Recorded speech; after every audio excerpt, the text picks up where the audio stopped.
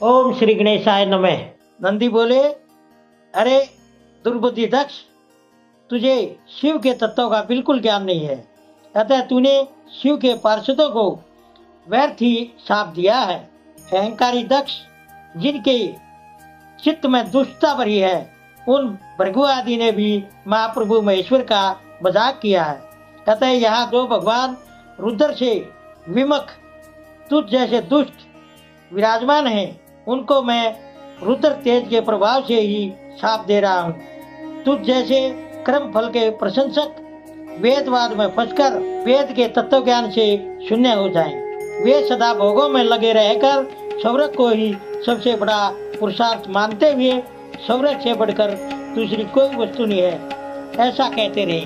तथा क्रोध लोभ से युक्त हो निर्लज भिक्षुक बने रहे।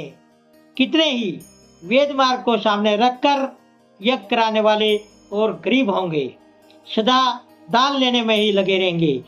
दूषित दान ग्रहण करने के कारण वे सब के सब नरकगामी होंगे। दक्ष, उनमें से कुछ तो ब्रह्म राक्षस भी होंगे, जो परमेश्वर शिव को सामान्य देवता समझकर उनसे द्रोह करता है। वह दुष्ट बुद्धि वाला प्रजापति दक्ष तत्व ज्ञान से विमुख हो जाए। यह विशेष सुख की इच्छा से कामना रूपी कपट से युक्त धर्म वाले गृहस्थ आश्रम में आसक्त रहकर कर्म कांड का तथा कर्म फल की प्रशंसा करने वाले सनातन वेदवाद का ही विस्तार करता रहे। इसका आनंददायी मुख नष्ट हो जाए, यह आत्मज्ञान को भूलकर पशु के समान हो जाए तथा यह दक्ष कर्म भ्रष्ट हो जल्दी ही बकरे के मुख से युक्त हो जाए। इस प्रकार क्रोधित हुए नंदी ने जब दक्ष ने महादेव जी को शाप दिया, तब वहाँ महान हाहाकार मच गया। नारद, मैं वेदों का प्रतिपादक होने के कारण शिव तत्व को जानता हूँ, इसलिए दक्ष का वह शाप सुनकर मैंने अनेक बार उसकी तथा भृगु आदि की भी निंदा की। सदाशिव महादेव जी भी नंदी की यह बात सुनकर हंसते हुए मधुर वाणी में बोले। वे नंदी को समझाने लगे।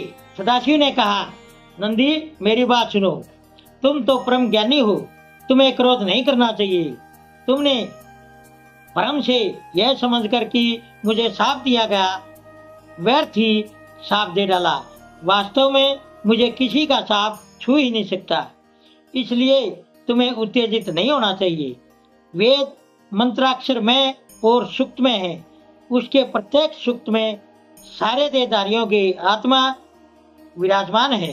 अतः उन मंत्रों के ज्ञाता लगातार योगी हैं, इसलिए तुम रोषवश उन्हें शाप न दो। किसी की बुद्धि कितनी भी दूषित क्यों न हो, वह कभी वेदों को शाप नहीं दे सकता। इस समय मुझे शाप नहीं मिला है, इस बात को तुम्हें ठीक ठीक समझ लेना चाहिए। तुम सनक आदि सिद्धों को भी तत्व ज्ञान का उपदेश देने वाले हो, अतः शांत हो जाओ।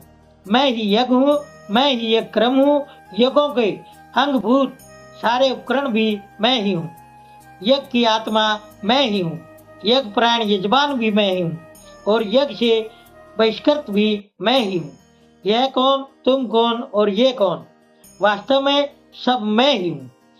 तुम अपनी बुद्धि से इस बात का विचार करो। तुमने बेवजह ही शाप दे दिया है।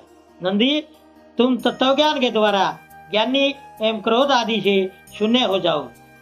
ब्रह्मा जी कहते, नारद, भगवान शंभु के इस प्रकार समझाने पर नंदी क्रोध रहित एवं शांत हो गई।